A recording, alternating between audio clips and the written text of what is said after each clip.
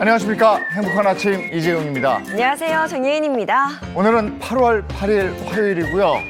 계속 더워요. 날이 정말 덥습니다. 오늘은 절기상 입추라고 하는데 태풍 소식도 있고 해서 날씨 궁금합니다. 기상캐스터 연결해서 자세히 들어보도록 하죠. 박수영 기상캐스터 나와주세요. 네, 상암동에 나와 있습니다. 오늘은 가을로 접어든다는 절기상 입추인데요. 오늘도 폭염의 기세가 계속되겠습니다. 오늘 서울은 한낮에 36도까지 오르며 매우 덥겠는데요. 한낮 야외 활동은 가급적 피하시는 게 좋겠습니다. 네, 자세한 오늘 날씨 전해주세요. 네, 지난밤 수도권에는 시간당 80mm가 넘는 기습호우가 쏟아졌습니다. 오늘도 내륙에는 강한 소나기 소식이 있는데요. 특히 충청과 호남에는 시간당 30에서 60mm 안팎으로 매우 강하게 내리겠습니다. 오늘 동해안과 제주에는 5에서 60mm의 비가 내리겠고요. 오후부터는 대기 불안정으로 인해서 내륙에 짧고 강한 소나기가 쏟아질 수 있겠습니다. 한편 제6호 태풍 카누는 일본 가고시마 남쪽 해상에서 북상 중인데요. 목요일 오전이면 남해안에 상륙해 한반도를 관통할 예정입니다. 따라서 내일부터는 전국이 태풍 영향권에 들며 강한 비바람이 몰아치겠습니다. 이 시각 현재 기온 살펴보겠습니다. 서울은 26.5도, 대전은 27.6도, 대구는 26.8도 가리키고 있습니다. 오늘 한낮에는 어제보다 기온이 더 오르겠습니다. 서울은 36도, 광주는 37도, 부산은 35도까지 오르겠습니다. 당분간 해안가로는 강한 너울도 밀려들 텐데요. 희석객분들은 해안가 안전사고에 각별히 주의하셔야겠고요. 태풍의 경로가 워낙 유동적인 만큼 최신 기상 정보를 수시로 확인하셔야겠습니다. 지금까지 날씨 전해드렸습니다.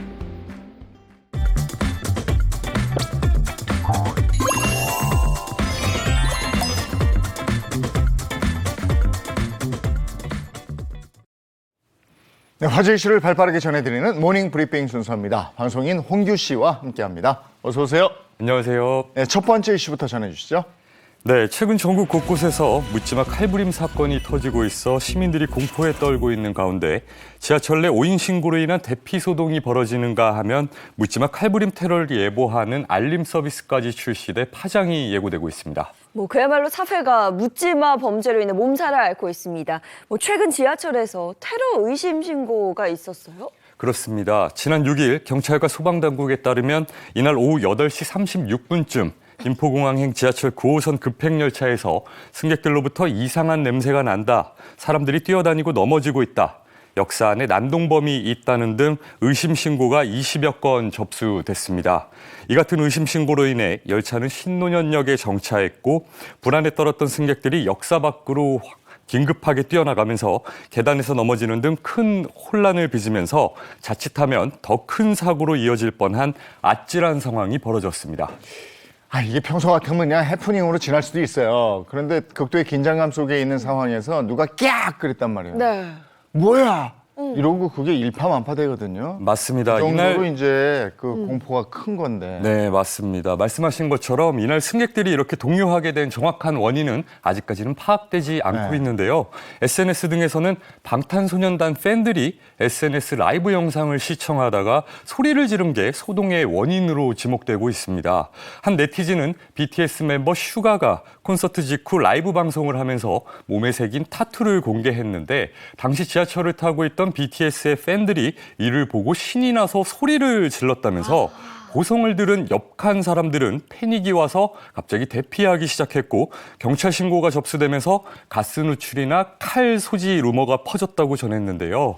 최근 연일 벌어지고 있는 묻지마 칼부림 사고로 인해 시민들의 불안감이 얼마나 커져 있는지 보여주는 대목입니다. 그러니까 이게 일파만파되는 거거든요. 근데 이런 상황에서 또 칼부림 테러 정보 서비스요? 이건 어떤 겁니까? 해당 인터넷 서비스에 접속하면요. 칼부림 테러 예고 게시글이나 관련 내용을 담은 언론 보도 링크와 함께 테러가 예고된 지역을 지도상에서 확인할 수가 있습니다. 아울러 해당 게시글을 올린 피해자의 검거 여부도 확인이 가능한데요.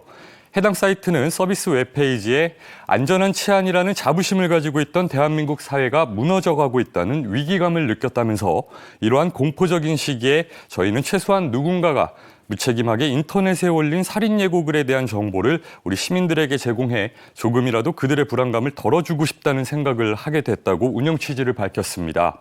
이용자들은 서비스를 통해 자신의 위치와 근처 테러 예고 장소를 확인할 수 있을 뿐만 아니라 제보, 공유도 가능하다고 합니다. 네, 우리 국민들의 불안이 어느 정도인지 보여주는 해프닝이고 또 이런 기사였습니다. 네. 자, 다음 이슈 전해주시죠. 어제 한반도 미래인구연구원이 발표한 결혼 출산에 대한 2030 세대 인식조사에서 우리나라 2030 세대 미혼 청년 10명 중 절반 정도가 아이를 출산한 의향이 없는 것으로 나타났습니다. 네, 뭐 제 주변에도 뭐 비혼이나 비출산을 이야기하는 친구가 꽤 있습니다. 뭐 어느 정도 예상은 했지만 이렇게 절반 정도가 생각한다는 게 굉장히 놀라운데요. 특히 성별에 따라서 결과 차이가 좀 두드러졌다고요? 그렇습니다. 특히 여성은 응답자의 56.8%가 출산하지 않겠다고 응답해 비출산 의향이 강했는데요. 출산을 고려하지 않는 이유로는 육아에 드는 개인적 시간과 노력을 감당하기 어려워서가 49.7%로 가장 많았고 자녀를 바르게 양육할 자신이 없어서가 35.1%로 그 뒤를 이었습니다. 반면 남성은 38.5%만이 자녀를 낳지 않겠다고 응답했는데 이유로는 자녀 교육에 막대한 비용이 들어서와 자녀를 돌봄, 양육할 경제적 여유가 없어서 등을 주 경제적 이유를 뽑았습니다. 근데 이번 조사 결과에서 일자리 만족도에 따라서 결혼과 출산을 긍정적으로 생각하는 그런 결과가 나왔다고요. 그렇습니다. 직장 만족도가 높은 20에서 39세 미혼자는 결혼과 출산을 긍정적으로 생각하는 경향을 보였습니다. 현재 직장 만족도가 높은 집단의 68.4%가 결혼을 할 것이다 또는 결혼을 하고 싶다고 응답한 반면에 만족도가 낮은 집단은 긍정적 응답률이 46.3%에 그친 것으로 나타났습니다. 여기서 눈에 띄는 점은 이러한 경향은 특히 여성에게서 뚜렷하게 나타났는데요. 여성 중 현재 직장에 만족하는 집단은 결혼 의향이 66.3%, 출산 의향이 55.8%인 반면 불만족 집단은 37.1%와 32.6%에 그쳤습니다. 즉, 남녀 모두에게 직장 만족도가 결혼과 출산에 유의미한 영향을 미치고 있으며 특히 여성들에게 중요한 요소로 작용한다는 걸로 볼 수 있겠습니다. 이거 보면 딱 알 수 있잖아요. 내가 안정적이고 미래에 대한 희망이 있으면 네. 결혼도 하고 아이도 낳고 하는 거죠. 근데 지금 그게 안 보이니까 이렇게 애 낳기 두려워하고 하는 거 아니겠습니까? 다음 이슈 전해주시죠. 세 번째 이슈는 공경에 처한 외국 학생에게 자신의 체크카드를 건넨 편의점 아르바이트생의 미담이 알려져 눈길을 끌고 있습니다. 외국인을 돕는 한국인의 뭐 미담은 저희가 종종 들었었는데 체크카드를 빌려줬다 이 얘기는 또 처음 듣는 것 같습니다. 네, 지난 1일 여러 온라인 커뮤니티에는 모르는 사람에게 체크카드를 줘버렸다라는 제목의 글이 올라왔습니다. 서울 한 편의점에서 일한다는 A씨는 일하던 중 아시아계 여성이 울먹이며 들어와 도움을 요청했다고 밝혔습니다. 알고 보니 여성은 중국인 유학생으로 택시에 휴대전화를 두고 내렸던 건데요. A씨가 여성의 연락처로 전화해 택시기사와 연락이 닿았고 저녁에 양천구의 지구대에 맡기겠다라는 답을 들었다고 합니다. 그러면 지구대 가서 그걸 찾으면 되는 찾으면 될 것 거잖아요. 같죠. 네. 근데 그 저 체크카드는 어쩌다가 준 거예요? 해당 여성이 돈은 물론 교통카드조차 당장 없어서 다음날 학교 수업에 가지 못하게 됐다며 난감해했다고 합니다. 이에 A씨는 한국의 이미지를 좋게 만들어보자라는 생각에 병역판정검사 때 발급받은 나라사랑 카드를 건네줬다고 하는데요. 해당 카드에는 체크카드 및 교통카드 기능이 탑재돼 있어서 카드의 잔고가 5만 원뿐이 없어서 털려도 괜찮다라는 생각으로 마음을 느긋하게 가지고 여성을 메신저로 친구 추가한 다음 내일 내가 준 카드로 학교에 가고 수업 끝난 후에는 양천구 지구대로 가서 휴대전화를 찾은 뒤 내게 사용한 금액을 지불하라고 설명하면서 종이에 적어줬다고 합니다. 그리고 이튿날 오전 여성에게 휴대폰을 찾았다면서 메시지로 감사 인사가 왔다고 하는데요. 이에 A씨는 여성에게 나중에 고국으로 돌아가면 한국 사람이 이와 같은 상황을 겪고 있을 때 도와주라고 이야기하자 흔쾌히 그러겠다고 여성은 화답했다고 합니다. 이후 편의점을 방문한 여성은 웃으면서 자신이 사용한 2만 5천 원과 직접 쓴 편지, 자신이 다니고 있는 대학교 마스코트 인형을 선물로 가져왔다고 하네요. 멋지네. 아, 훈훈하네요, 정말. 아니 연결됐으면 좋겠어. 아, 이렇게 국제 커플이 탄생하네요. 아니, 멋지네요. 예. 오늘 모닝 브리핑 여기까지 하겠습니다. 홍규 씨 고맙습니다. 고맙습니다.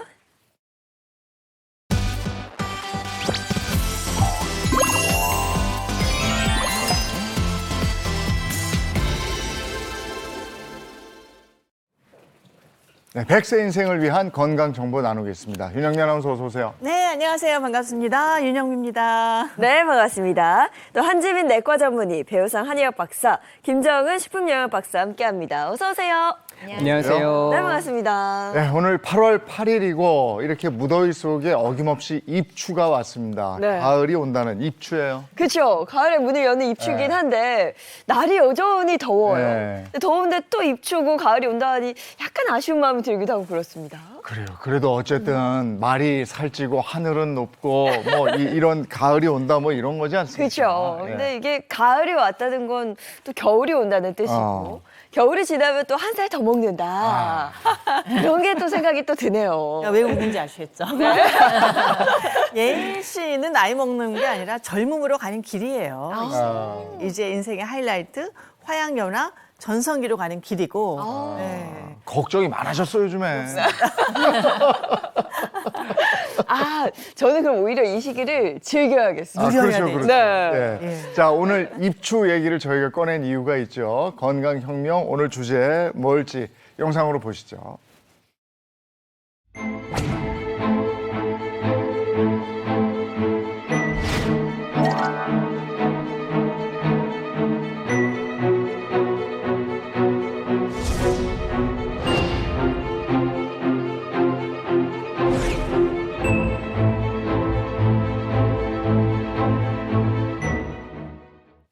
갱년기 인생 후반전 좌우한다 이겁니다 오늘. 네, 갱년기. 뭐 저에게는 아직 먼 이야기긴 하지만 그래도 언젠가는 겪게 될 일이기도 합니다. 가장 가까이에서는 그 엄마가 갱년기 겪는 모습을 봤었고 참 힘들었었거든요. 네. 지금 저 장인 아나운서는 먼 얘기다 이러겠지만 네. 직통으로 맞고 있는데 대표였잖아요. 갱년기 대표상. 저는 지나고 나니까 정확하게 기억이 나는 거예요. 정말 네. 50이 딱 되면서 완경이 됐거든요. 아. 그때부터 10년 동안 그 어떤 몸과 마음의 아픔이 그러니까 살살살살 아프면서 깊었다가 조금 낮았다가 하는 게 10년을 지속을 하는데 네. 이거는 진짜 잠깐 그냥 많이 아프고 나는 게 낫지. 네. 그러니까 겉과 속과 마음과 모든 것이 갑자기 쓰나미처럼 확 몰려오면서 무너지는 것 같은 그런 느낌. 네. 이제 예순이 조금 넘으니까 덜해졌는데 어. 갱년기가 이제 노년으로 가는 것 같은 이제 그런 상황이 된 것 같아요. 정말 힘듭니다, 갱년기. 네. 저희 집사람도 지금 그걸 겪고 있는데 오늘도 저 새벽에 3시 반쯤 텔레비전 소리가 나서 이렇게 깼더니 잠이 안 오니까 나가서 그게- 계속 그러고 있어요. 그게 첫 번째 어떤 아. 그 상황이더라고요. 네. 잠 안 오는 거, 살찌는 거. 예. 하여간 그 이게 여성의 중노년의 건강은 딱 요때부터 정비해야 된다 이런 얘기가 있더라고요. 네. 가장 중요한 시기죠.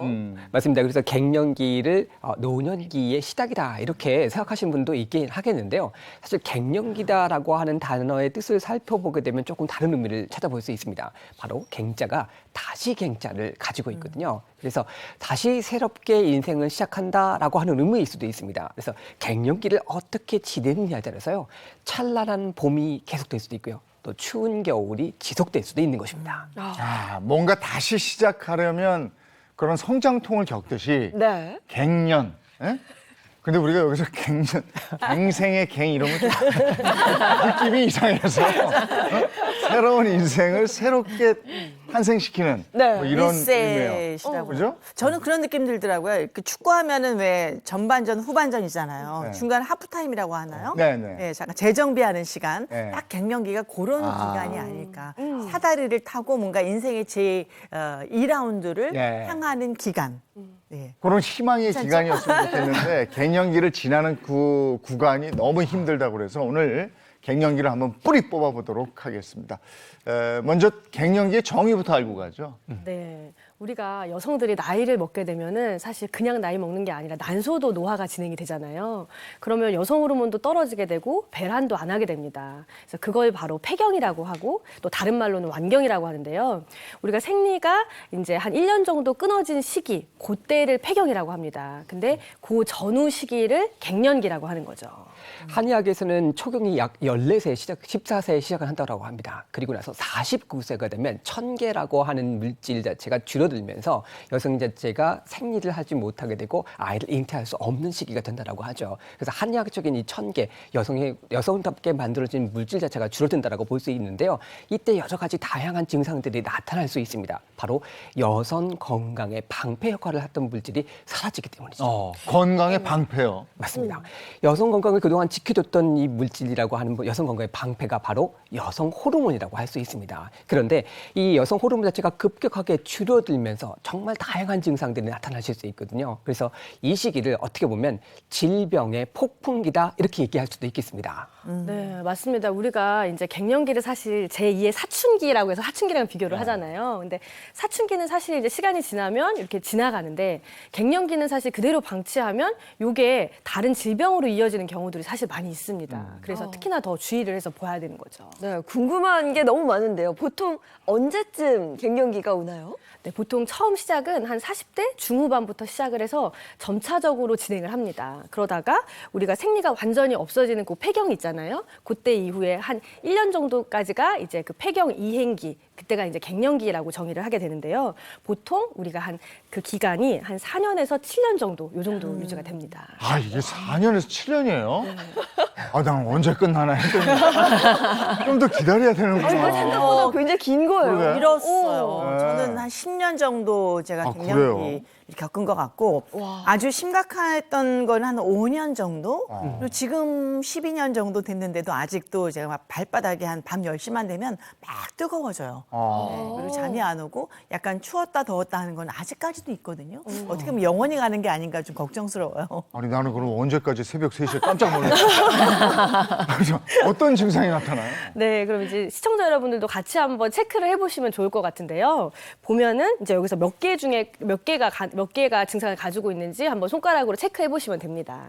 보면 첫 번째로 홍조, 그리고 얼굴 화끈거림, 그리고 두 번째로 발한이나 땀, 그리고 세 번째로 불면증, 잠을 잘 못 주무시는 거죠. 네 번째로 신경질, 다섯 번째로 우울증, 여섯 번째로 어지러움, 일곱 번째 피로감, 여덟 번째는 관절통, 근육통, 그리고 아홉 번째는 두통, 그리고 열 번째는 가슴 두근거림이 있습니다. 여기서 어떠신가요? 윤영미 아나운서. 저는 놀라실 것 같아요. 39개. 아, 정말요? 지금이 아니라 좀 한창 힘들었을 때를 생각하면 39개 정도고 지금도 한 뭐 반 정도로는 줄긴 했지만 아니, 아직도 증상이 있는 거예요. 여기서 저희 집사람도 거의 다 한대요. 그래요? 불면증, 뭐 신경질, 우울증, 어지러움. 이게 어느 정도? 저희 집사람 두근거림 이거는 절 보면 아직도 두근거린다. 증상은 아니고. 아, 네. 그렇죠. 여기 생각입니다. 여기서 이제 모두 심함으로 체크를 하시면 48점이에요. 근데 아. 그거 이제 거기에 거의 가깝다, 근접하시다라고 하면은 사실은 병원을 찾으셔가지고 조금 더 검사를 해보시는 게 좋습니다. 네. 그런데 갱년기라는 것도 사실 질환인가요? 질환으로 봐야 되는 거예요? 네, 그럼요. 우리가 여성은 우리가 N95.1, 남성은 N50.80. 요게 어떤 숫자인지 혹시 아시겠어요? 뭘까요? 넘버인가요? N95.1. 네. 이런 거요?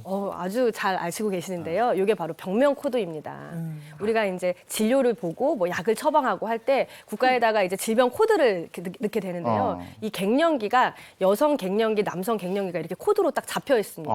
우리는 그냥 흔하게 증후군이다, 그냥 뭐 갱년기 지나가는 거지 이게 아니라 병명으로 확실하게 딱 이렇게 정해져 있는 거죠. 실제로 우리 폐경학회 통계를 보면은 근데 인식이 폐경 증상으로 치료가 필요하다라고 하는 그런 인식이 한 65% 정도라고 합니다. 네, 그리고 이제 폐경 증상을 앓고 있는 분들 중에요. 이제 병원을 찾고 찾고 직접 진료를 받기 위해서 병원을 찾는 분들은 약 30% 정도에 불과하다고 하니까요. 굉장히 적은 수치라고 할 수가 있겠죠. 근데 이게 정말 치료가 필요한 건가요? 갱년기 증상 같은 경우에는 증상 자체가 좀 심하다라고 하면 적절한 시기에 적절한 치료를 받으시는 것이 매우 중요합니다. 이 시기 자체가 좀 늦어지고 그 시기를 놓치게 되면 갱년기 이후에 건강이라든지 또 삶의 질에 영향을 미칠 수 있기 때문이죠. 네. 자, 그럼 갱년기 증상, 뭐 우리가 이미 다 잘 알고 있긴 한데 네. 어떤 것들이 있는지 한번 하나하나 좀 알아보도록 하죠. 앞서서 이제 한지민 선생님하고 체크를 한번 해보셨잖아요. 제가 대충 이제 크게 큰 틀에서 한번 말씀을 드려볼게요. 여성 갱년기라고 하는 것은 바로 폐경의 진행과 함께 시작이 되는데요. 그 관건은 바로 에스트로겐이라고 하는 여성 호르몬에 있습니다. 이 호르몬 자체가 단순히 월경이라든지 또는 어떤 자궁 자체만 영향을 준다 이렇게 생각하시는 분들도 있을 수 있거든요. 그렇지만 여성 호르몬은요, 근육뿐만 아니라 심장, 혈관, 또 대사에 이르기까지 여성 건강의 전반적인 부분에 상당히 많은 영향을 미칠 수 있습니다. 그래서 한국 지질동맥경화학회의 보고에 따르게 되면 여성의 경우 갱년기를 지나면서 심장 질환의 증가가 충분히 증가한다라고 하는 것도 보고되고 있습니다. 그래서 여성 호르몬 에스트로겐 얘기를 그렇게 많이 하는군요. 맞습니다. 그래서 폐경은 폐경 이행기와 폐경으로 나눌 수 있겠는데요. 여성 호르몬 같은 경우에 있어서 문제가 생기시면서 폐경 이행기가 나타나면 가장 대표적인 증상이 바로 생리가 불규칙해지시는 거죠. 옛날과 달리 생리량도 줄고 주기 자체가 좀 달라지실 수 있는 것이고요. 그 다음에 이제 우리나라 여성분들의 한 60% 이상은 급성적으로 여성 호르몬의 결핍 증상이 나타난다고 합니다. 그게 대표적인 것이 얼굴이 붉어지는 안면 홍조하고요, 발한 증상이라고 할 수 있습니다. 여성 호르몬이 감소되게 되면 뇌의 중추에서 체온, 온도를 조절하는 기능 자체가 떨어지기 때문입니다. 네. 정말 안면 홍조 때문에 참 괴로웠거든요. 그러니까 술도 안 마셨는데 얼굴이 벌겋게 막 달아오르니까 남편이 들어와서 당신 뭐 술 마셨어? 뭐 이렇게 이야기를 하기도 하고. 그러니까 너무 이게 얼굴이 벌겋게 바뀌니까 화장으로도 커버가 안 되는 거예요. 그러니까 늘 약간 붉은 얼굴에 대한 어떤 스트레스 그런 게 굉장히 심했고, 또 발한, 그러니까 땀이 막 어떤 순간은 확 치솟았다가 또 어떤 순간은 싹 가시면서 너무 추워지는 거예요. 그러니까 이게 뭔가 온도 조절하는 뭔가 컨트롤러가 망가진 것 같은 느낌? 이게 서서히 가는 게 아니라 갑자기 너무 추워져. 그럼 짜증이 확 나요.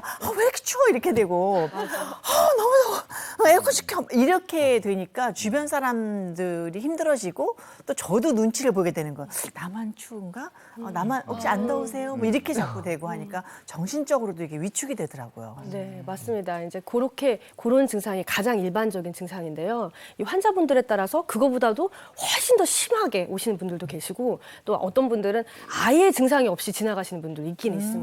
그래서 보통 이제 심하게 오시는 분이 전체의 한 20%가 심하게 온다고 하는데요. 특히 아까 말씀하셨던 것처럼 약간 우울감 이런 것도 많이 옵니다. 왜냐하면 그 시기에 또 특히나 이제 우리 자녀들이 또 이제 다 독립을 하잖아요. 그렇죠. 그러면서 자기 인생에 대해 자꾸 생각을 해보게 되고 하니까 우울감이 많이 올 수가 있고, 그리고 우리 깜빡깜빡하는 거 있잖아요. 뭐 냉장고에 뭐 넣었는데 잊어버리고 하는 거, 그런 것들도 올 수가 있습니다. 왜냐하면은 뇌에 해마라는 그런 기억 중추가 있는데 이게 여성 호르몬이 떨어지게 되면서 기능을 좀 못하게 되기 때문에 그런 증상들도 같이 동반이 되는 거죠.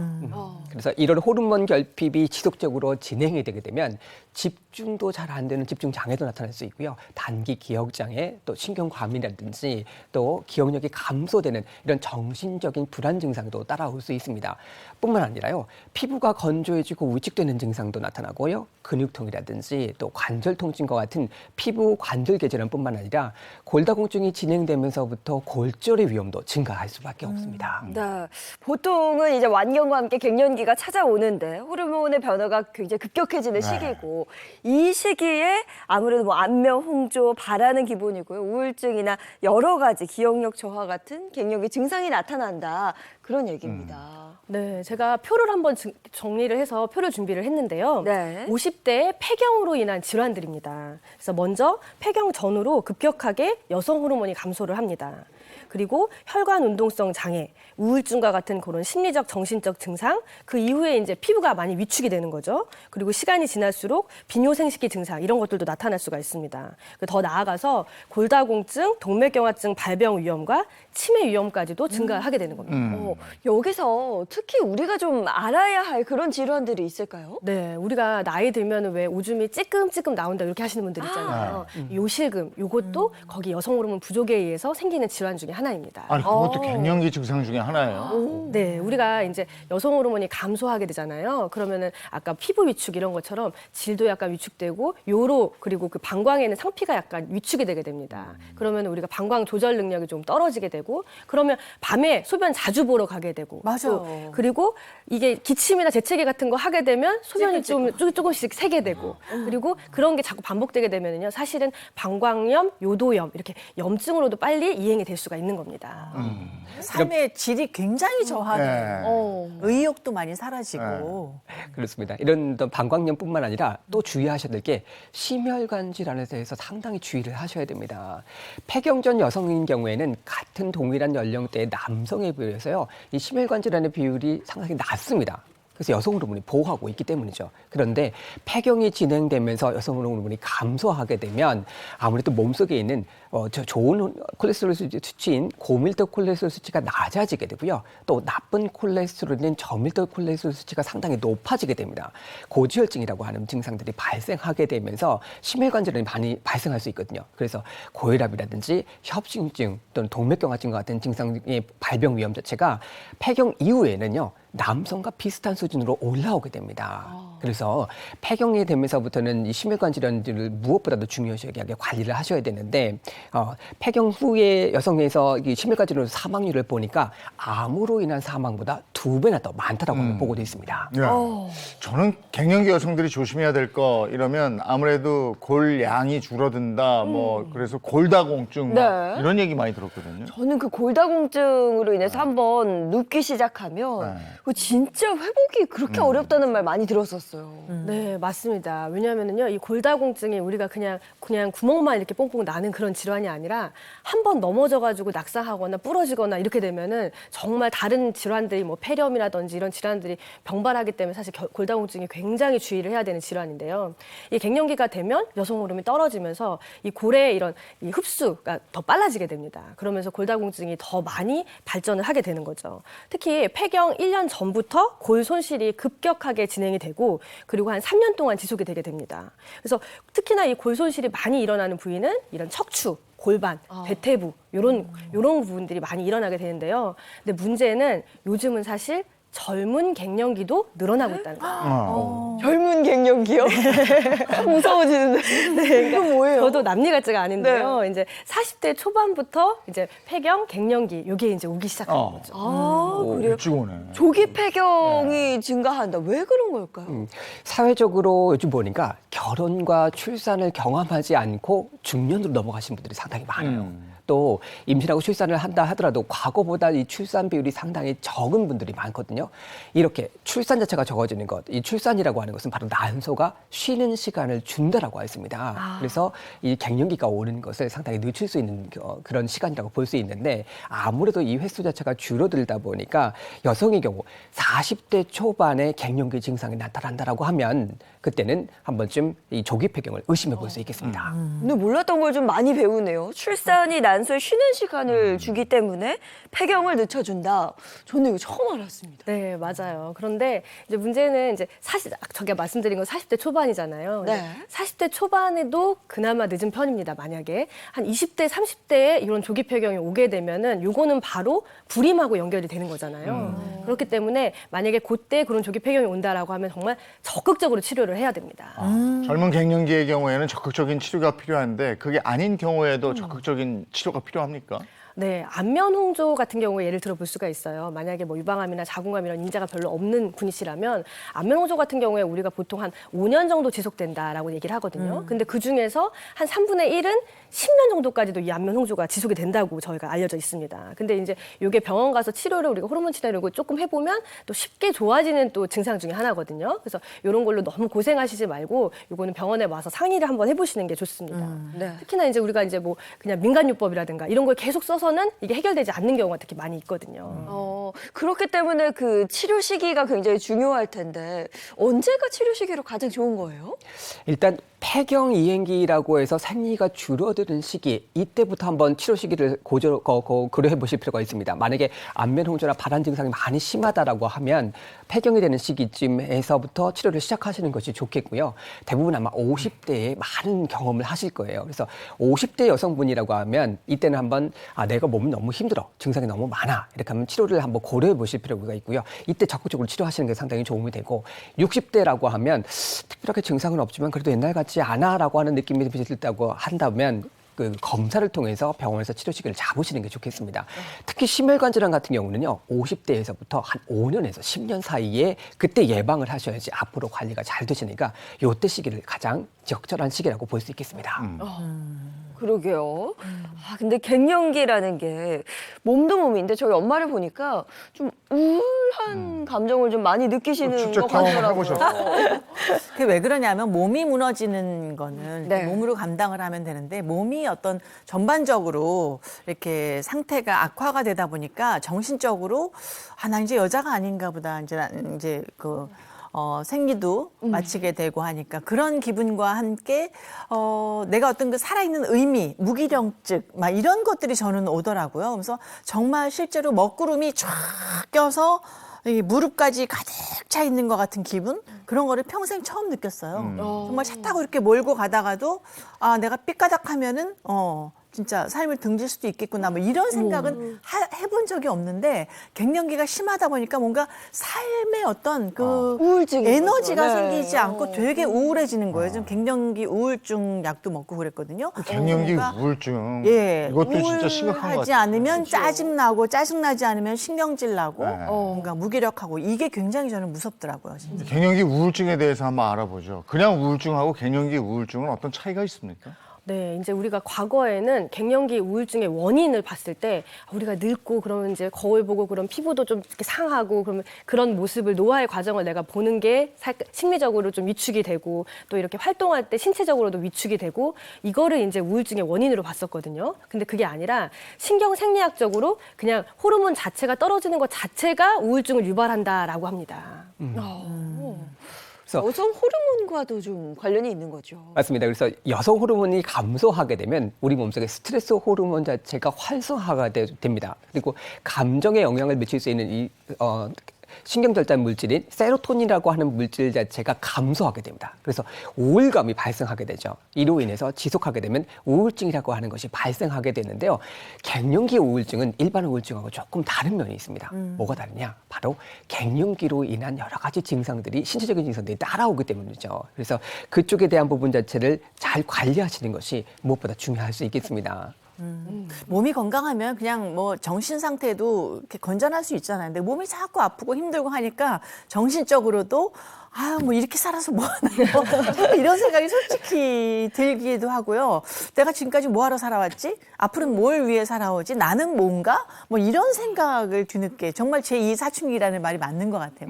삶의 의미를 자꾸 되짚어보면서 허무감도 느끼게 되고 그러면서 주변 사람들하고 관계도 그냥 뭔가 좀 이렇게 멀어지게 되고 어디 나가려고 해도 막 기운도 없고 나가고 싶지도 않고 네, 그렇죠. 네. 그렇다 보니까 이게 삶이 뭔가 의욕이 굉장히 저하되고 다운되고 요 시기를 잘 극복을 해야 되는데 그게 정말 관건인 것 같아요. 네, 맞습니다. 그래서 갱년기 그런 호르몬 변화 이런 게 사실은 이제 어떻게 보면 신경생리학적으로 다 어떻게 보면 그게 이제 이루어져 있어요. 그래서 보면은 이 머리에 전두엽 있잖아요. 네. 거기랑 뇌의 선조체 거기 사이를 이어주는 부분이 과부하가 생기면서 기능이 떨어지게 되면서 생기는 겁니다. 그래서 우울증도 오게 되고 기억력도 저하되게 되고 또 집중력도 떨어지게 되고 그런 일련의 과정들이 결국에는 그냥 그런 호르몬 변화 때문에 오는 거지 내가 뭐 잘못했거나 내 기분이 문제가 됐거나 그래서 그렇다는 건 아닌 거죠. 예. 나이가 드신 분들 같은 경우는 우리가 이제 자제력, 자기 감정 자체를 조금 줄이시는 분들이 있죠. 뭐 내가 참고 말지 이러시는 경험들을 많이 가지고 되거든요. 그래서 배가 아프고 설사라고 하는 증상을 가지고 병원을 찾았는데 의사가 진단하기를 갱년기 우울증입니다. 이렇게 진단하시는 경우도 많이 있을 수 있습니다. 이 갱년기 우울증이 그만큼 전형적이지 않다라고 하는 것이죠. 어떤 감정 자체를 자꾸 억제하시다 보게 되면 다양한 증상을 유발시킬 수 있고 바로 스트레스라고 하는 것이 다양한 질병을 유발할 수 있는 이런 원리와 같다고 할 수 있겠습니다. 이게 절대 가볍게 볼 문제가 아니군요. 그리고 갱년기를 겪고 있으면은 주변에서 구박하지 말고 말 한마디도 좀 이렇게 격려하는 말 뭐 이런 걸 좀 해줘야 되겠다. 진짜요. 저는 지금 사실 계속 방송을 진행하면서 네. 마음속으로 많은 후회를 하고 있었어요. 어머니, 제가 그때 이걸 좀 알았더라면 네. 말 한마디로 좀 예쁘게 할 수 있지 않았을까 좀 후회를 하고 있는데 그러면서 또 한편으로는 아니 웬만 해야 말이죠. 아니 옆에 있는 사람 너무 괴롭거든요. 아니 근데 뭐 얘기를 하면 나 갱년기잖아. 나 갱년기야 지금. 계속 모든 답이 그거예요. 그러니까 이렇게 얘기하면은 더 이상 뭐 진전이 안 되고 할 말이 없어요. 아니 그냥 아프다고 이렇게 봐줘야 돼요. 저희 남편도 내가 이렇게 힘들고 저렇게 힘들면 다 그래. 다 그렇게 살아. 이렇게 보편화를 시키니까 위안받지를 못하는 거예요. 네. 아, 당신 지금 많이 힘들구나. 이렇게 좀 생각을 해줬으면 좋겠는데 손등이 막 불이 나는데 손바닥이 못 알아주는 것 같은 느낌. 부부인데 손바닥과 손등. 나는 막 여기 열이 나고 상처가 났는데 손바닥에 우리 남편은 전혀 모르는 거야. 난 이렇게 시원한데 넌 자꾸 왜 뜨겁다 그래? 이렇게 이야기를 하면 전혀 이해받지 못하니까 더 이게 우울감과 화가 치밀어 오르고 그냥 가족들이 아 우리 엄마 그냥 수고했다. 아 그냥 그렇구나 지금 힘들구나 이렇게 봐줬으면 좋겠는데 엄마가 왜 저래? 약간 우리 엄마 변했어? 맞아요. 이렇게 생각을 하니까 더 이게 뭔가 마음이 이렇게 옹졸해지고 소외감을 느끼게 되는 것 같아요. 아유 저럴 땐 나가 있어야지 뭐 어떡하겠어. 아니 불이 나는데 약을 발라줘야지 어떻게 나가 있어요. 어떡해요. 문 겁나서. 탁 닫고 나가는 거 제일 가슴에 상처를 줘요. 아니 그럼 문 살짝 닫고. 아니, 정말 그래서 가족 간의 그 갈등이 계속 커질 네. 마련입니다. 자, 그래서 저희가 긴급히 준비한 코너입니다. 아내가 혹은 엄마가 갱년기라면 꼭 알아야 할 것 야. 준비해봤습니다.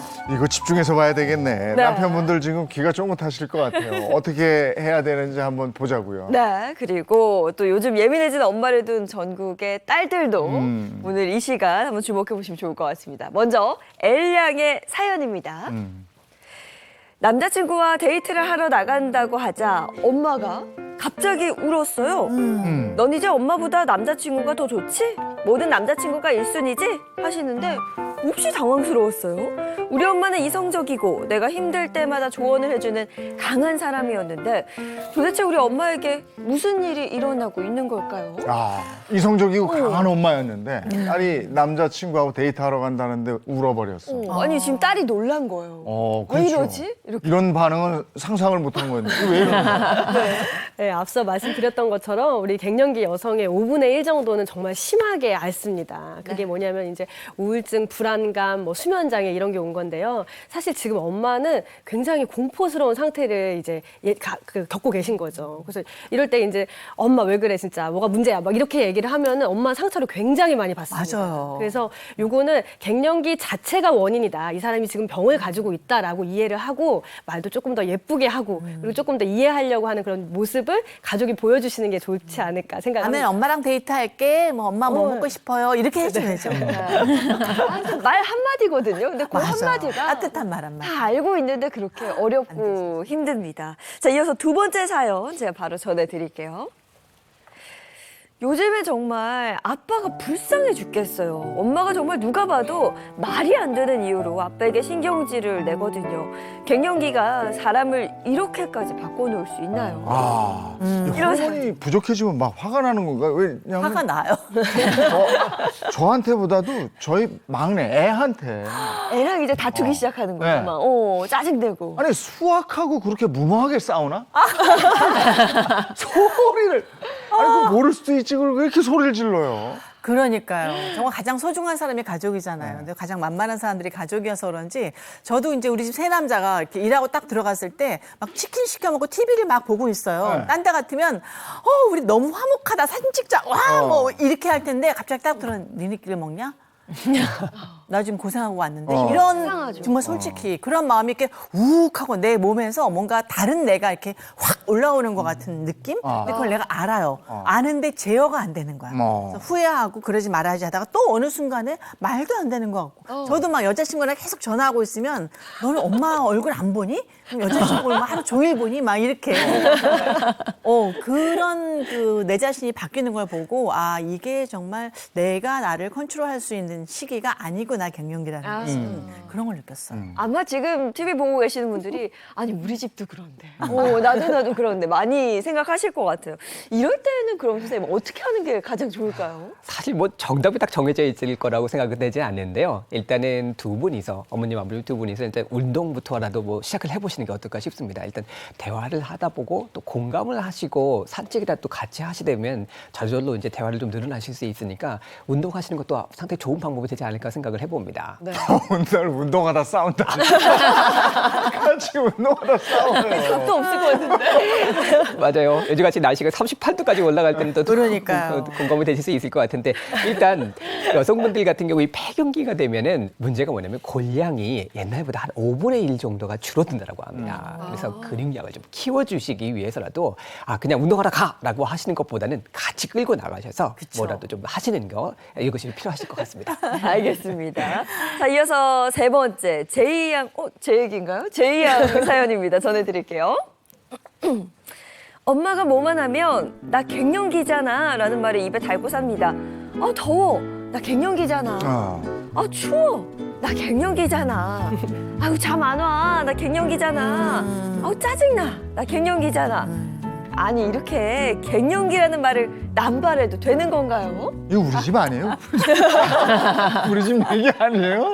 예. 아니 근데 이런 분들 계세요. 뭐 저희 집도 그랬고. 아니 네. 갱년기 겪을 때 모든 걸 거기다가 갖다 대니까. 네, 그런 거 이제 사실 모든 게 갱년기니까 사실 지금 굉장히 증상이 많은 거잖아요. 네. 근데 이 정도 되면은 이제 어떻게 전문가의 도움을 받아보시는 게 어떨까 싶습니다. 병원으로 어머니 모시고 오셔가지고 이제 뭐 호르몬 검사나 이런 거 해보고 진단도 해보고 또 거기에 맞는 치료까지 하는 게 어떨까 저는 생각을 합니다.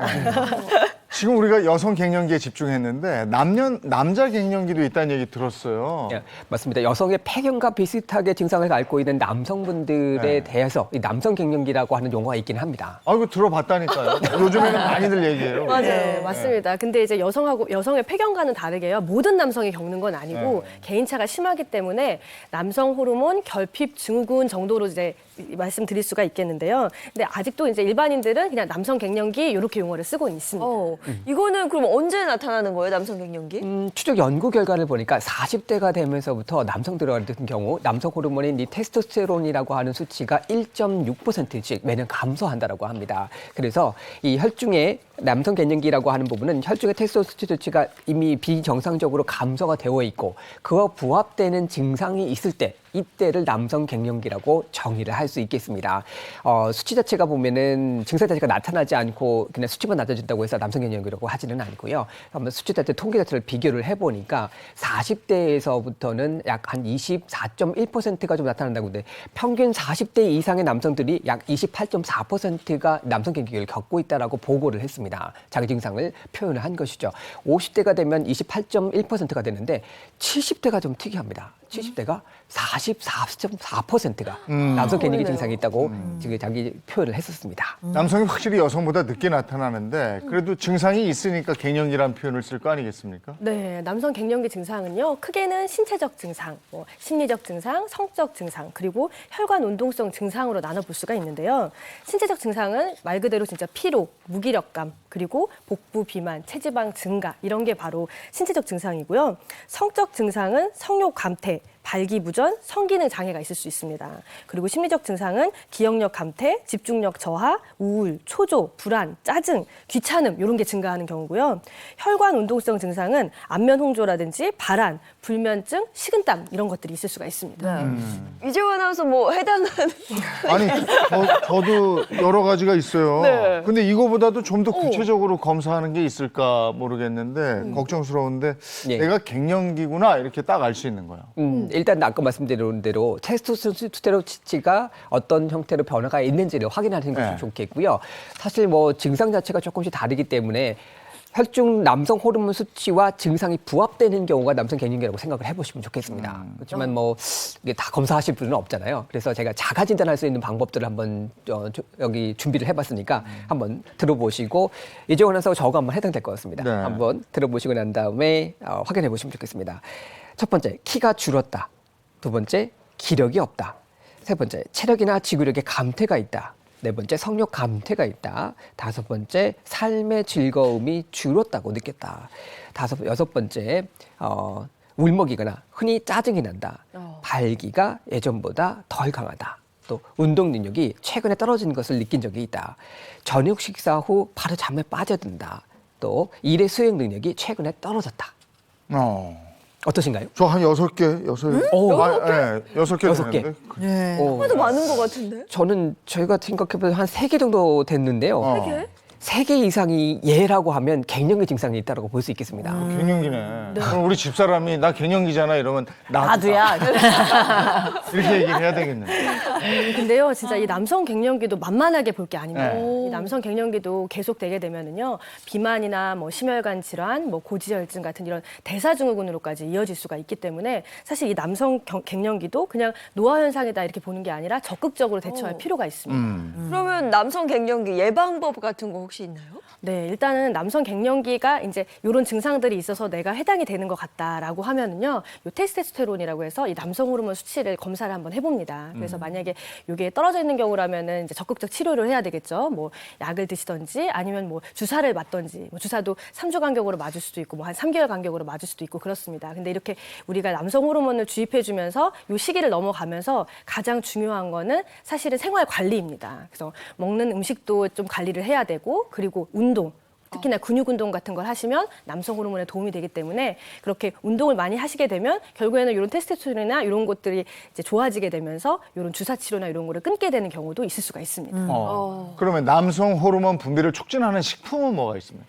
예, 뭐 굴이나 게, 새우, 그리고 뭐 이제 콩, 깨, 호박씨 같은 경우에는요, 아연이 풍부해서 또 남성 호르몬의 수치를 향상시켜주게 하는 역할을 하게 되고요. 또 등푸른 생선이라든지 마늘, 그리고 양파, 버섯, 이와 같은 이제 식품에는요, 남성 호르몬 생성에 관여하는 셀레늄이 풍부하기 때문에 많이 드시는 것이 좋습니다.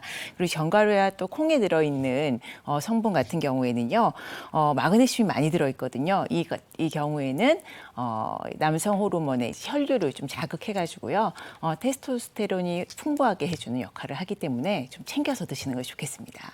지금까지 쭉 얘기해 보니까 갱년기가 뭐 남녀 차이는 있지만 네. 이게 강하게 오느냐 약하게 오느냐의 차이일 뿐 오긴 오는 거잖아요. 네. 그래서 갱년기 얘기 요즘 많이 하니까 여기에 대한 풍문들 뭐 이렇더라 저렇더라가 많아요. 오늘 그거 한번 정리해 볼게요. 네, 어떤 것들이 있는지 한번 보여주시죠. 자, 비만인 여성에게 폐경이 더 일찍 찾아온다. 그 OX로 한번 맞춰보면 네. 좋을 것 같아요. 그럴 것 같은데? 저도요. 네. 저도 O. 저도 그럴 것 같아요. 네, 아무래도 뭐 비만이 만병의 근원이라고 하니까 갱년기도 해당 사항이 있지 않을까? 그냥 네. 막연한 추측입니다. 정답은요? 정답은 X입니다. 틀렸네요. 비만 자체가 폐경 연령을 이렇게 좌지우지하진 않습니다. 근데 대신에 우리가 비만하게 되면 당뇨가 오기도 하고 고지혈증이 오기도 하고 이렇게 질병이 생기게 되잖아요. 근데 이런 질병 때문에 폐경 연령이 조금 낮춰지는 경우는 있습니다. 그러면 지나치게 마른 체형이라든지 아니면 요즘에 다이어트들을 많이 하는데 네. 그런 경우에 또 올 수도 있을 것 같고요. 올 수도 있을 것 같은데 저는 비만이랑 관계가 없다는 건 살과 크게 연관이 없다는 거니까 저는 이건 X라고 생각을 해요. 윤영미 아나운서 어떻게 보세요? 반대로 이제 마른 거. 글쎄요. 잘 모르겠어요. 지나치게 말랐거나 다이어트를 심하게 했거나는 온 것 같아 저는. 그래요? 네. 이것도 뭔가 문제가 있는 것 같아요. 다이어트 심하게 한 사람들 좀 문제가 있을 것 같아요. 이건 어떨까요? 네, 정답은요. O입니다. 오히려 이제 마른 것들은 마른 이런 체형 있잖아요. 그리고 채식주의자들 이런 분들은 오히려 이런 폐경이 조금 더 빨라진다는 그런 연구 결과들이 있습니다. 그게 이제 영양실조라든지 채식주의자 같은 경우에는요, 이제 이렇게 이런 골다공증 이런 위험들도 더 높아지게 되고 사실 폐경 연령도 이렇게 줄어들게 되잖아요. 근데 우리가 이제 그 갱년기가 되면 배가 나오고 하다 보면 또 다이어트를 무리하게 하고 이러면 조금 더 가속화될 수가 있습니다. 비만은 폐경에 영향을 주지 않지만 너무 다이어트를 심하게 하거나 마른 체형의 경우에는 폐경을 촉진할 수 있다. 네. 알겠습니다. 이어서 두 번째 풍문은요. 자, 두 번째 풍문. 갱년기에 태반 주사가 도움이 된다. 이런 얘기 많이 들어봤어요. 그러니까 태반 주사가 뭐 피부도 굉장히 좋아지게 하지만 어떤 갱년기를 좀 약화시키는 데도 도움이 된다 해서 갱년기 여성들한테 한때 좀 유행도 됐었거든요. 근거 없는 얘기는 아닐 것 같은데. 아니다. 아니다. 왜요? 아니 이게 기면 너무 맞으러 다닐 것 같으니까. 왜요? 이거 아니어야 되는데. 오. 근데 그 태반 주사라는 게 네. 정말 그 태반을 가져다가 주사를 만든 거예요? 네. 맞아요. 태반 주사는요, 이제 태반의 혈액이랑 이런 호르몬 같은 거를 제거한 다음에 이 태반에 있는 그 단백질을 분해해서 아미노산으로 만들어서 한 게 바로 태반 주사입니다. 아, 그럼 저는 그 갱년기 여성에게 도움을 준다. 오. 뭔가 도움을 주니까 맞았겠죠. 아니 이게 오라 그러면 너무 맞으러 다니는. 그래요? X예요? 아니 X여야 그 돼. 영양 덩어리잖아. 단백질 덩어리니까 뭐 네. 도움이 될 것 같아요. 물론 뭐 엄마하고 아이를 연결해 주는 그거니까. 저는 안 맞아봤는데. 좋다는 얘기는 듣긴 들었는데. 아 그럼 너무 맞을까 봐. 이거 정답 진짜 궁금해요. 네. 맞아야지. 정답은요? 정답은 O입니다. 어? 근데 이렇게 얘기하면은 너무 이제 제가 이제 그걸 권하는 것처럼 보일 것 같은데요. 이 태반 주사도 사실은 의약품이잖아요. 그래서 어느 정도 성능이 이제 증명이 된 거는 맞습니다. 근데 사람에 따라 다르고 또 이게 어느 정도 기간에 맞아야 더 효과가 있냐에 따른 것도 사실 논란이 있는 게 사실이기 때문에 요거는 이제 의사와 상의 후에 맞으시는 게 좋습니다. 그러니까 무조건 태반 주사 놔주세요 이러면 안 된다는 거죠. 네. 좋다니까 막 달라고 하는 거예요. 그래도 가서 놔주세요 그러는데 의사가 안 돼요 하진 않죠. 모든 이제 적당하게 적절한 게 중요할 것 같아요. 남자 갱년기 오늘 같이 가요. 자, 이어서 세 번째 부분 보겠습니다. 갱년기도 유전이다. 이거 유전이면 큰일인데요? 아니 이건 유전이라기보다도 이게 늙어가는 과정이니까 다 겪는 거니까 그냥 유전이다 이런 거 아니야? 아, 이게 갱년기가 유전이다라기보다 엄마의 갱년기가 빨리 오면 뭐 딸도 빨리 올 수 있다. 뭐 그럴 가능성이 높다. 증상 이런 같은 거 뭐 네, 이런 거. 풍문이라고 해요. 네. 어떠세요? 글쎄, 이재원 아나운서? 유전이다? 뭐 그럴 수 있을 것 같아요. 오. 전 모든 병은 다 유전이 네, 좀 있기 때문에 갱년기도 아까 뭐 병 중에 네. 하나라고 하셨잖아요. 네. 그러니까 유전인 것 같고 약간 성격도 예민하거나 뭐 이런 사람이 더 좀 심한 것 같아서 그런 성격도 우리가 닮잖아요. 그런 거 볼 때는 저희 엄마도 갱년기가 좀 심했던 거를 기억이 되거든요. 저도 심했고 남는 것 같아요. 그럼 저는 경험자의 말씀 따라가겠습니다. 오로. 그래서 정답은요? 정답은 저도 O 하겠습니다. 그렇군요. 갱년기에 관해서는 유전적인 요인이 상당히 영향을 많이 미칠 수 있습니다. 특히 엄마가 조기 폐경을 하셨다라고 하면 아이도 그럴 가능성이 좀 많으니까 유의를 하실 필요가 좀 있고요. 유전적인 요인이니까 어쩔 수 없어라고 하지만 생활 관리를 또 하셔서 개선하실 수도 있는 부분도 있으니까 너무 낙담하실 필요는 없고 다만 이제 술이라든지 담배 같은 경우도 좀 영향을 미칠 수 있겠고요. 또 임신이라든지 이 모유에 대한 경험 이것은 갱년기 증상 자체를 좀 늦출 수 있는 방법이 되니까 이런 방법도 생각해 보시면 좋겠습니다. 아, 이 술, 담배는 정말 안 끼는 데가 없구나. 맞습니다. 특히 이제 흡연을 하게 되면 흡연이라고 하는 양이라든지 또 흡연 기간이 얼마가 됐느냐에 따라서 좀 다르긴 하지만 흡연을 하신 분들 같은 경우에는요, 이 폐경 자체가 1년 반 정도 당겨진다라고 하는 보고도 있습니다. 이것은 난소에 흡연이 담배 자체가 크게 영향을 미칠 수 있기 때문이라고 하죠. 네. 그럼 한방에서는 갱년기 여성분들에게 뭔가 권하는 그런 한약재가 있을까요? 저 같으면 이제 백화소라고 하는 약재를 권할 수 있겠습니다. 백화소? 이거는 많이 들어봤어요. 들어봤어요. 아마 선전도 많이 나오고 해서 백화소라고 하는 약재를 많이 들어보셨을 것 같은데요. 백화소라고 하는 것은 박주가리과 식물인 큰 초롱이의 덩이뿌리 식물을 얘기를 합니다. 자양강장 효과가 있고 보혈 효과를 가장 많이 사용을 하게 되고요. 그래서 전기를 좀 보충해주는 효과가 있기 때문에 수염이라든지 남성분들의 머리카락을 검게 만들어주는 효능으로 많이 알려져 있죠. 특히 허리하고 무릎의 통증이라든지 약화 증상이 있다든지 또 신경쇠약이라든지 변비 등에도 효과가 있다고 합니다. 특히 여성 호르몬의 대사에 관여하는 효능을 가지고 있기 때문에 갱년기 여성분들에게 도움이 될 수 있습니다. 네, 백화소. 그럼 어떻게 먹는 게 가장 좋은가요?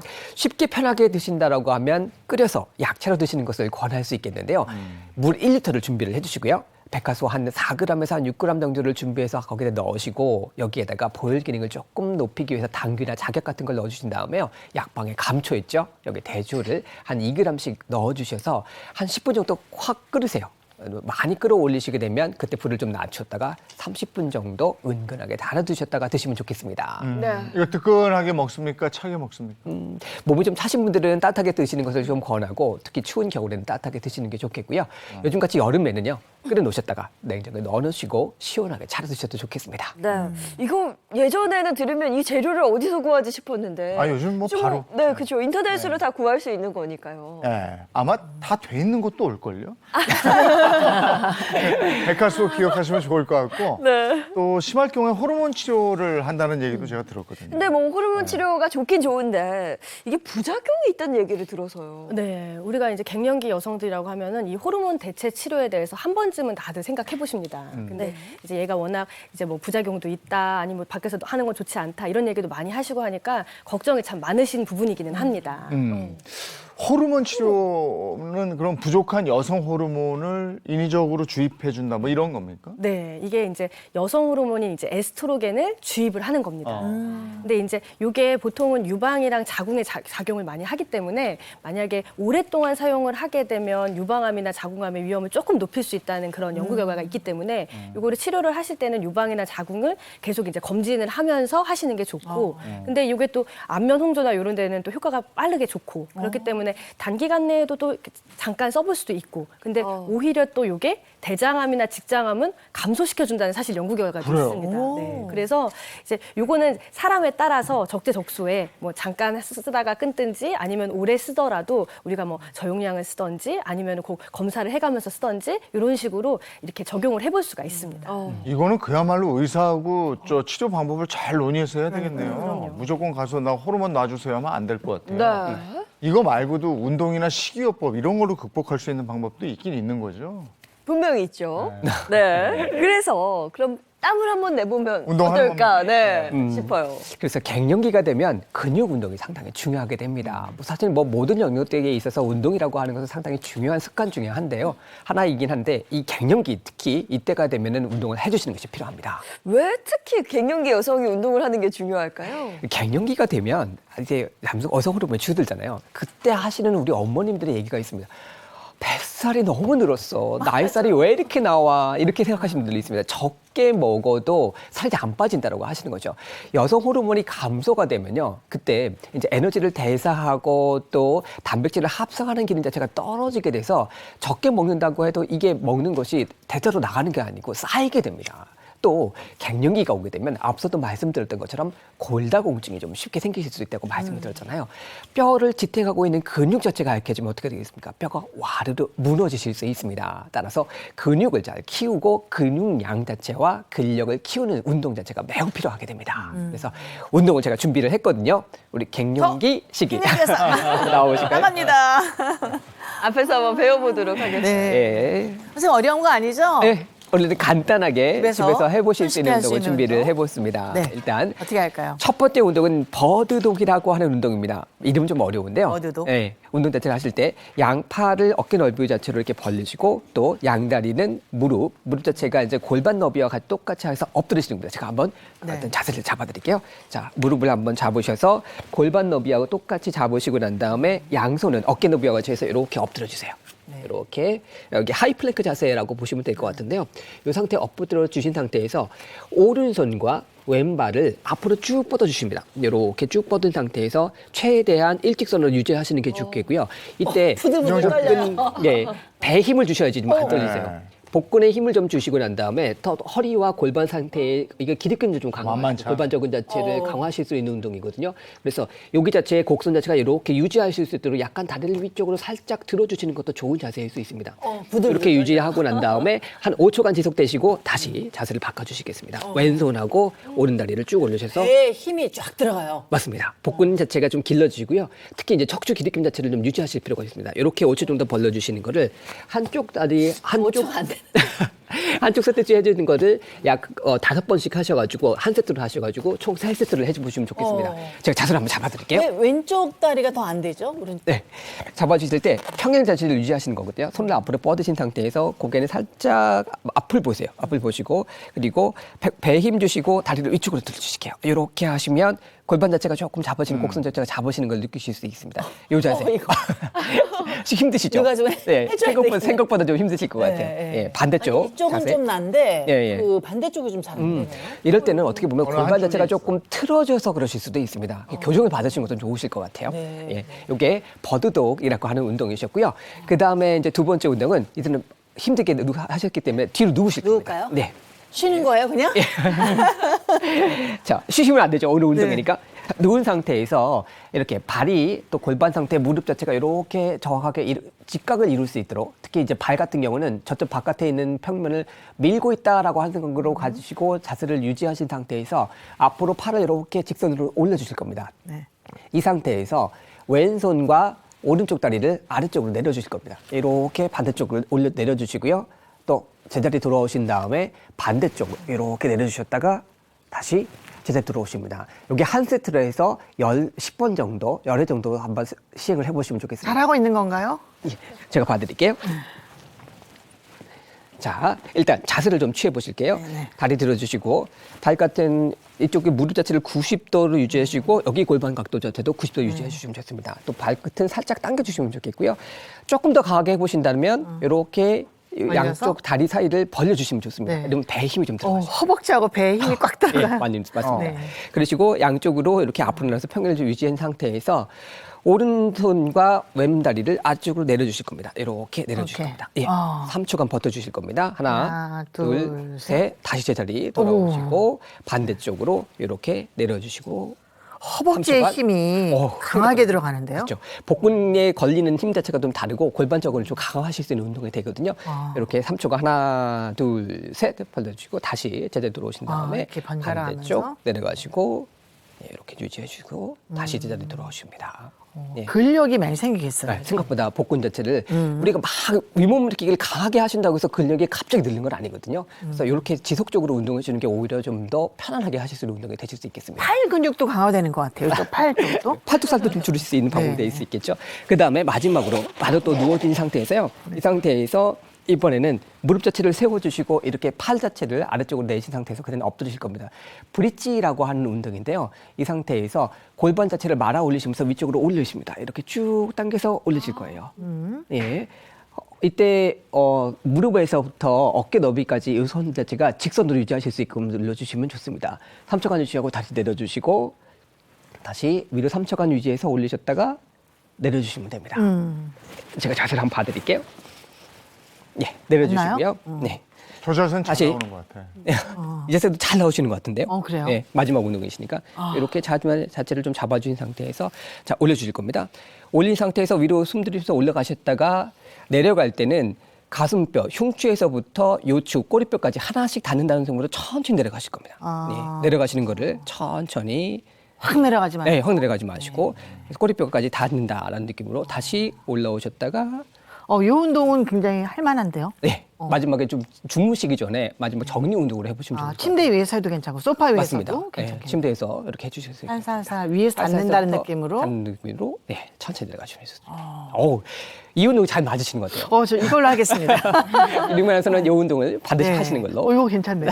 예, 생각해 보시면 좋겠습니다. 갱년기에 이게 뭔가 그 근육량을 좀 키울 수 있고 네, 맞습니다. 기력을 좀 회복할 수 있는 운동이에요. 네, 이거 골반 적응도 또 강화시킬 수 있고 네. 근육을 강화시킬 수 있는 운동이니까 TV 보시면서 틈틈이 또 자기 전에 한 5분 정도 투자해서 해보시면 좋겠습니다. 네. 아유 잘 배웠습니다. 감사합니다. 고맙습니다. 고맙습니다. 이거는 천천히 해야 되는 운동이네요. 네. 성격 급한 사람들은 못하겠어요.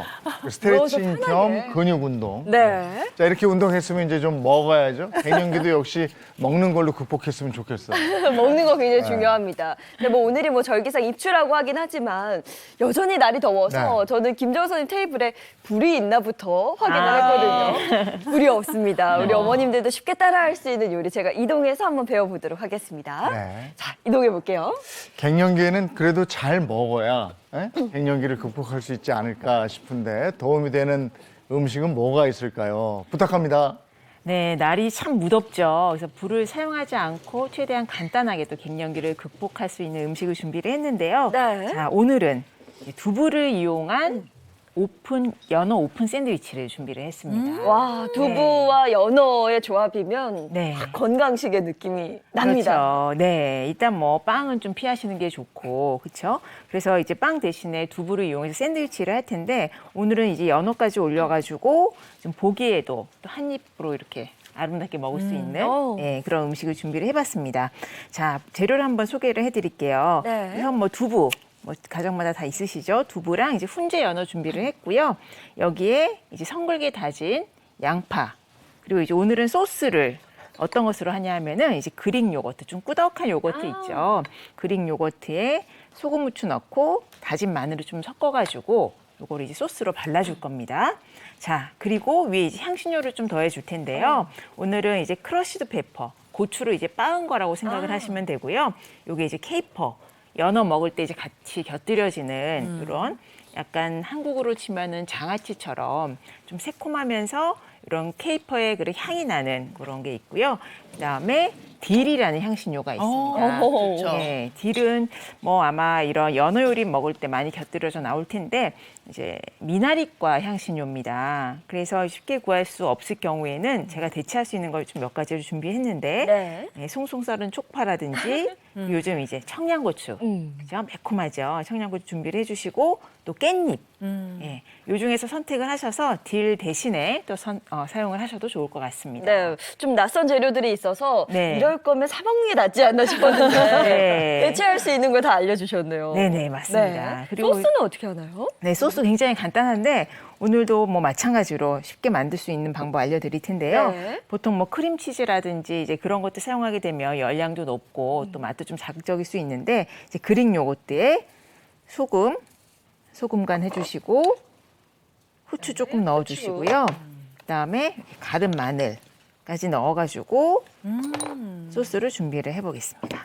굉장히 간단하죠. 이걸 이제 만들어 놓으시면 냉장 보관하시면 뭐 2, 3일 정도 사용을 하실 수 있거든요. 그래서 하루 동글동글하게 만들어 만들어서 냉동해 놓으면 좋을 것 같아요. 네네, 원래 냉동해 사용하는 놓으셔도 예, 오래 사용하실 수 있어요. 치즈, 소금, 후추, 간, 마늘. 네. 그릭 요거트. 그릭 요거트. 예, 요거트에 이렇게 해서 넣어주시고 뭐 이제 거의 완성입니다. 향이 좋네요. 네, 여기까지 오. 하면 뭐 90% 완성이고요. 이제 두부는 이제 미리 구워 왔거든요. 요 두부에 이렇게 발라주세요. 발라주는 거예요? 네, 뭐 사실 요것만으로도 저 이렇게 드셔도 맛이 있는데, 오, 맛있겠다. 자 이렇게 발라주시고, 아, 샌드위치인데 빵이 안 들어가잖아요. 네, 그리고 오늘 오늘은 건강하겠어요. 그렇죠. 이렇게 해서 뭐 식사 대용으로 드셔도 좋고요. 좀 출출할 때 간식으로 드셔도 좋고. 그릭 요거트 집에서 만들어 드시는 분도 많은데. 네, 그렇죠. 예, 넉넉하게 만들어 놓으셨다가 뭐 이제 콘프레이크나 뭐 그런 네. 무슬리 같은 거 섞어 드셔도 좋지만 이렇게 샌드위치처럼 발라가지고 준비를 해주시고 여기에 양파 살짝 올려주시고 오. 자. 또 그리고 연어랑 연어. 양파도 또 굉장히 잘 어울리거든요. 네, 그렇죠. 그 위에다가 이제 연어. 연어 하나씩 올려주시고요. 위에 이제 토핑으로 올릴 허브. 오늘은 뭐 케이퍼 조금 올려주시고. 네. 없는 경우에는 뭐 청양고추나 네. 깻잎으로 네. 그렇죠? 올려도 되는 거죠. 그리고 케이퍼 대신에 제가 해봤더니 이제 장아찌 있잖아요, 집에. 뭐 고추 장아찌도 있고, 그리고 뭐 깻잎 장아찌도 있고. 네. 그런 걸 사용을 해주셔도 좋을 것 같아요. 오이 무침 그런 거 해도 되겠어요. 네네, 그렇죠. 오이지 같은 거 잘라 넣으셔도 어울리고요.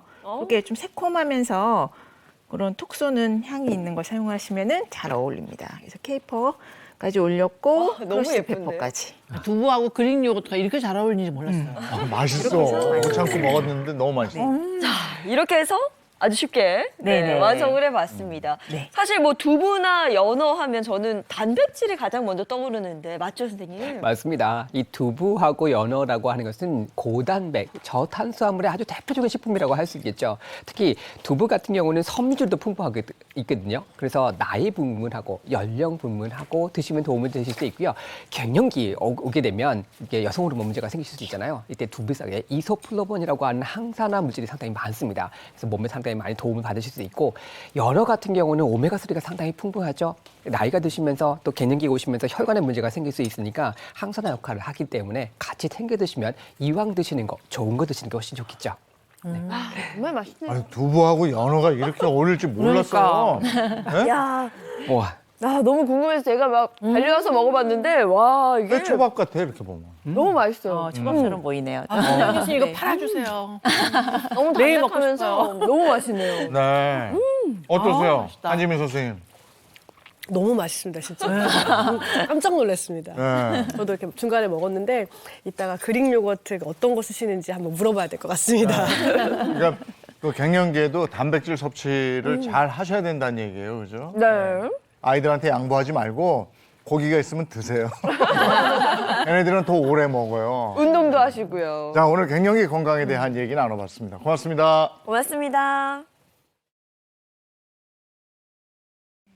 오늘이 입추지만 네. 더위에는 대비를 하셔야죠. 날은 여전히 덥습니다. 저는 날이 워낙 더워서 냉방기계 아래만 있었더니 콧물도 나고 냉방병도 온 것 같아요. 여러분들 건강 잘 챙기시는 게 좋겠습니다.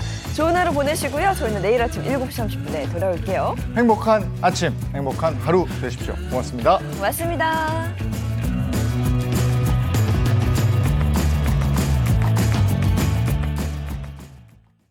채널 A